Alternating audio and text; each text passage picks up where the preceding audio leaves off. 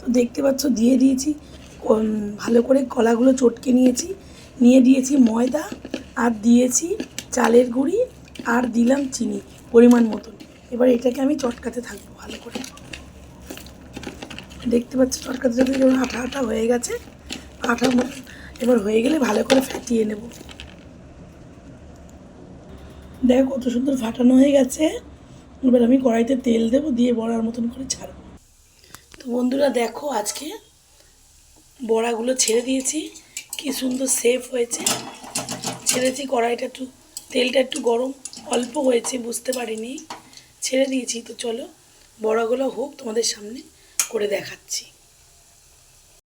তো দেখো বন্ধুরা, পুরো তালের ফুলুরির মতন হয়েছে, কত সফট হয়েছে। দেখলাম, ভাজছি তো নিজে বুঝতে পারছি। তো এই যে কলার বড়া তৈরি হয়ে গেল। এইভাবে যে কটা মাখা আছে সে কটা করে ফেলবো। তো চলো এখন বড়াগুলো তুলে ফেলি। এখন মনে হচ্ছে তালের ফুলুরি, কিন্তু আদৌ তালের ফুলুরি না। এইগুলো করেছি কলার বড়া। চাল গুঁড়ো, সুজি, চাল গুঁড়ো দিয়েছি অল্প, অল্প একটু ময়দা দিয়েছি, অল্প একটু চাল গুঁড়ো দিয়েছি, আর চিনি দিয়ে ভালো করে ফ্যাটিয়ে বড়া করেছি।